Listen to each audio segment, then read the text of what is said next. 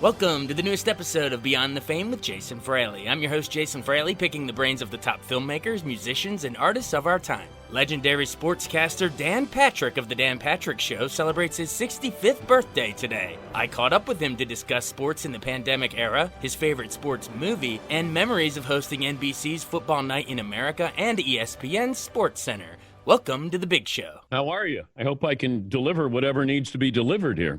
But thanks for the invitation. Is this basically your Sirius XM show, the same show, but with Peacock replacing the YouTube for the simulcast? Yeah, it's just a different TV partner.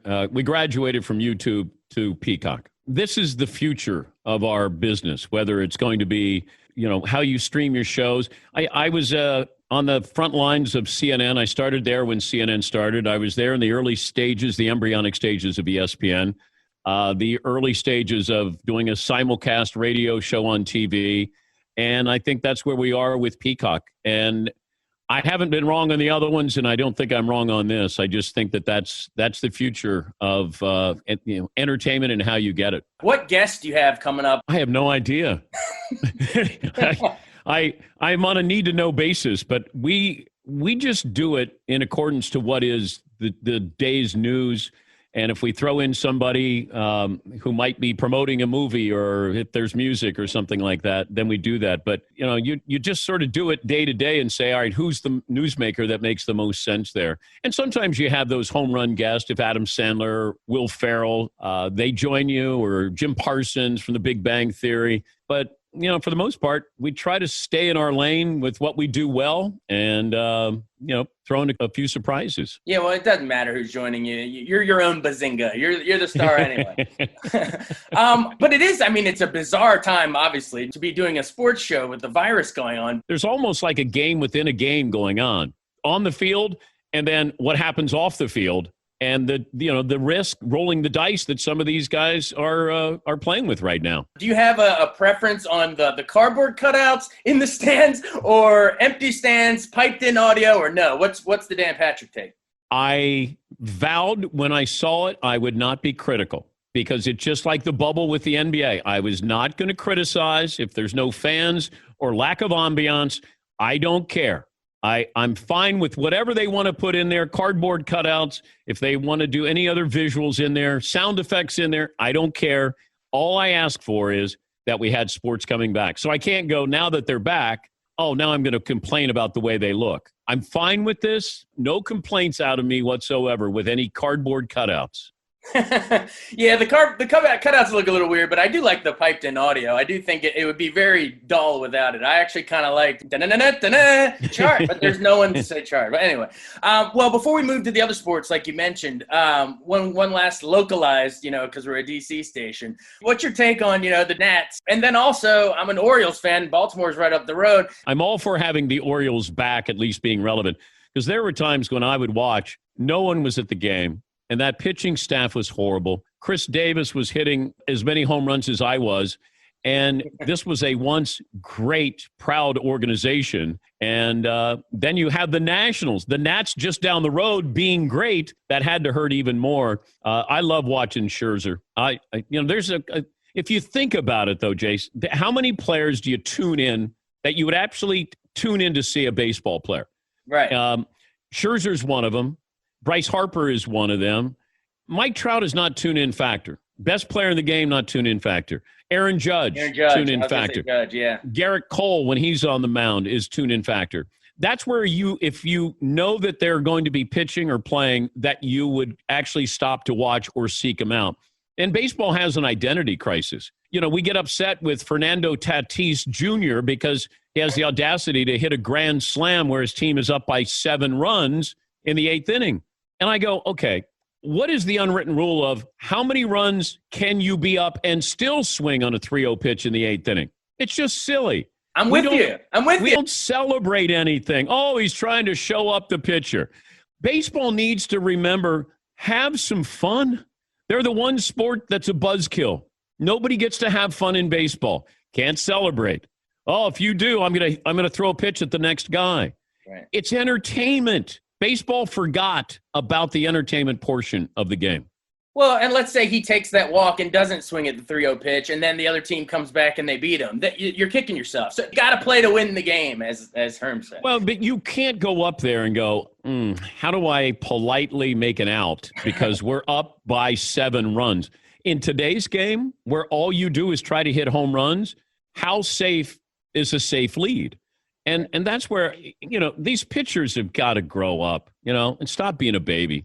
How dare you hit a 3-0 pitch? Okay, you're the one that gave up the other runs. Like, what role did you play? And you get paid to get me out. I get paid to get a hit.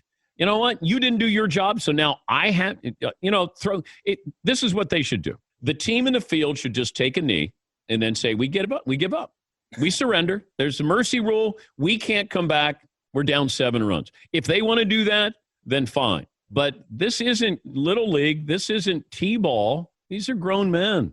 Yeah, throw a better pitch if you don't want him to hit it out. That's what I say. All right, pivoting to football, we have that coming up here on the horizon. What localized storylines are you looking at? Is Lamar Jackson real? Like, is he, now you take the next step. Can he take another step here where he took a giant leap? He was Neil Armstrong. And, Lamar Jackson, if you want to be the elite quarterback or mentioned, you do it in the postseason. Regular season's fun.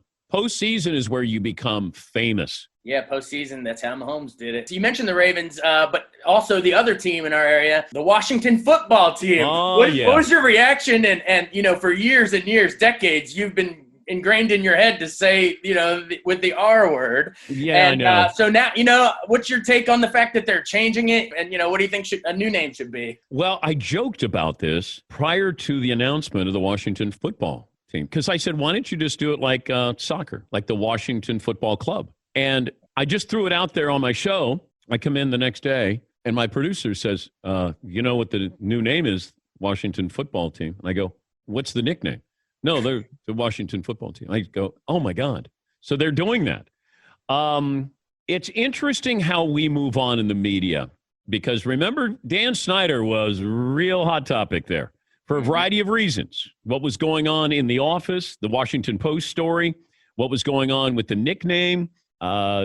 You fire some people. He's on his yacht somewhere in the south of France or wherever he was. And then we moved on from it. Yeah. And, we kind of forgot about, well, wait a minute here. So there's still a lot. It's really combustible with that.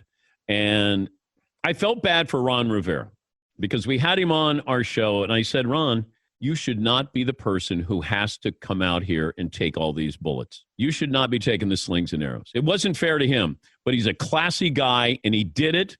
And you can't have people keep apologizing for Dan Snyder.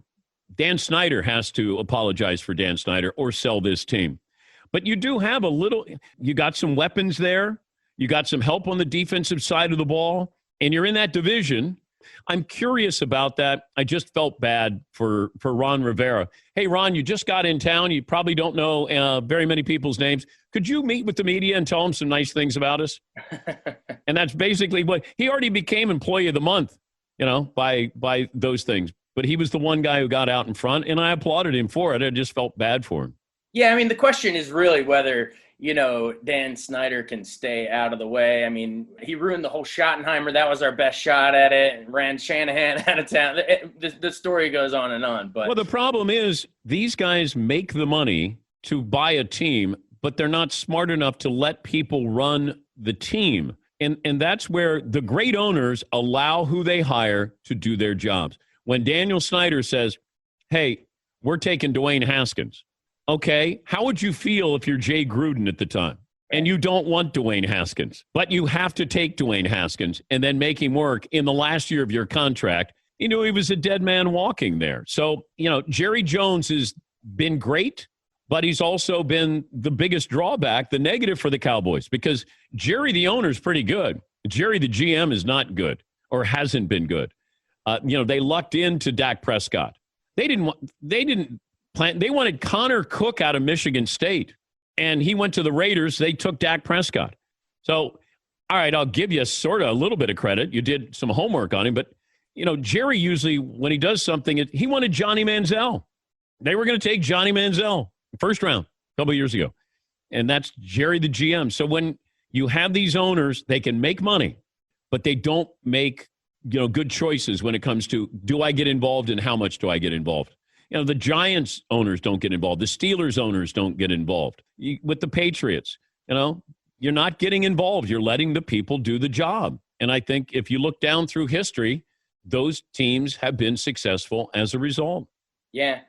Do you have thoughts on what you'd like the new name to be? What do you think? Well, I kept thinking from the beginning, if I'm Dan Snyder, first of all, I'd have no problem. I'd go kicking and screaming to give you the optics of, I'm not happy about this. But privately, as a businessman, I'm going, a whole new stream of revenue. I got more merchandise now. And what I would have done, and maybe he'll do this, is I would have kept the script R, and I would have had whatever your nickname's going to be, have it start with an R. So you still keep that iconic looking helmet and that, script R. And then whatever you call it after that, I'm fine with. But that would have been my kind of business plan going in. Yeah, and you keep the burgundy and gold, so you don't have to change any of that. The fans still have the good memories, but then they can move on to the new era. Yeah. All right. Well, you're going Peacock. You're back. You went into the NBC fold when you went with the Football Night in America. Memories of that run you had there, doing a couple Super Bowls and the like. It was great. I've done a lot of things. I've been very fortunate, but hosting that first Super Bowl in Tampa, you had the Steelers and the Cardinals. And you had the Cardinals maybe winning the Super Bowl, and Ben Roethlisberger leads the Steelers down the 2-minute drive, and Centennial Holmes, Centennial Holmes, and Kurt Warner hit Larry Fitzgerald too right before that. Remember? Yeah.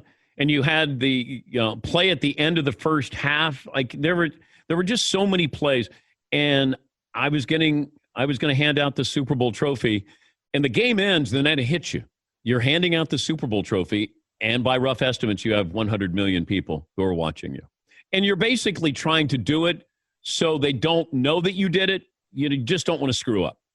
And I remember Joe Namath was walking up with the trophy, and the players were touching it. I got the commissioner on my left. I got the owner of the Steelers. I got Roethlisberger next to me. I got Mike Tomlin. Then it hits you.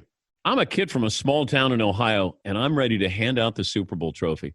And the coolest part is I didn't tell anybody in my family that I was going to do it. So they're tuning in, watching it, and then realizing I'm handing out this Super Bowl trophy. And it's probably the best moment I ever had, just because who gets an opportunity to do that? And I got a chance to do it 4 times, and I never took it for granted. It was always just try to do it and not screw up. And, hopefully I was able to do that. Oh, you definitely did. Now, well, I'd be remiss before we run if I don't at least ask one memory of, SportsCenter. Most of us grew up watching you on that. How do you think working with guys like Stuart Scott and Rich Eisen and the whole long list, how do you think that made you better so that by the time you got to Football Night in America, by the time you got to Dan Patrick Show and Peacock, you are the seasoned vet you are? Well, I think there was so much competition there. That's what people don't understand. It was very, very competitive because each show thought they were better than the other shows. So the 6 o'clock with Charlie Steiner, Robin Roberts, and Bob Lee, they thought they were better than us. And then Stuart Scott and Rich Eisen thought they were better than myself and Keith Olbermann. When we called ourselves The Big Show, we did that to mock ourselves. We didn't know who was watching. So we would just say, welcome to The Big Show. And then you had the other shows that wanted to have a name. Like it was just really, really competitive. So you wanted to put up a good show every single night. There's not one time where I went, you know what? I'm not into it. It was every night was the Super Bowl. It just felt like you got to be great. And I had great respect for, the guys that I work with. But, Olbermann and I went through a 5-year period where we would take on anybody. I'd match those shows with anybody with what we did and how we did it. Because at the time, you have to understand, management didn't embrace us. Management fought us all the way. Now they want you to be that way. And it's hard to find talent nowadays. But back then, Keith and I would do a show where we didn't know if we were going to get yelled at the next day. And we would actually have inside jokes where we'd make fun of our bosses on the air. Some of the things that they would say to us in the office, we might use that as a catchphrase later on that night. Like we were really tiptoeing around management. Now, they took credit for us when we became successful, but they fought us and, at one time threatened us, with our jobs. So that made it great. It was live TV. There was no net, and there was so much fun in that because you got on the air and you can go. And that made me, I was able to adapt to any situation after doing that. You do 200 some shows a year, live TV at 11 o'clock at night, and you're able to kind of see the light at the end of the tunnel. You're ready for anything that, is going to come your way in this business. Yeah. All right. Well, you've been more than generous with your time, so thanks so much. Final question before we go. I am our entertainment editor and our movie critic here, so I got to ask you, what is your favorite either sports movie or just movie in general? I thought you were going to ask me my favorite Sandler movie that I've been involved in. Well, that too. Because it's been, I think, 17 movies. I would probably do the Just Go With It, where it's Jennifer Aniston, Nicole Kidman, Dave Matthews, and myself, and I'm a nightclub owner, and my scene is a dance contest. And that's where you realize Kidman and Aniston, those are real stars. Like, I'm around Sandler. I'm friends with Sandler for a long time. You're standing next to Aniston and Kidman, then it kind of hits you like, boy, what am I doing? And they look at you as if they think you're an actor. They don't know I'm just a friend of Sandler's, that he puts me in a movie just because he gets a kick out of it. Aniston and Kidman are actually going, I don't know if this guy's any good. And I was just trying to get that scene done before they found out that I had no idea what I was doing. Right. But do you have a favorite sports movie, though? Probably Bull Durham. I love the feel of it. I think Susan Sarandon was brilliant and deserved an Academy Award. I thought she was wonderful in what she did in that role. Costner was Costner. And then Tim Robbins playing Nuke LaLoosh. They did a really good job with it. And no matter where it is in the movie, when I tune in, I stay with it just because I'm so familiar with it. It just feels, it's like a nice bathrobe or something. You just go, this is good. I know what's going to happen, and I still want to watch it. Yeah, well, sometimes you win, sometimes you lose, and sometimes it rains, and sometimes there are cardboard cutouts in the stands. You went full circle on me. Exactly. Well done. Hey, thanks so much for taking the time to join us. We really appreciate it. Thank you, Jace. Good luck. Thanks so much for joining us on Beyond the Fame with Jason Fraley. Remember to hit the subscribe button and give us a 5-star rating if you like what you hear. We'll see you next time.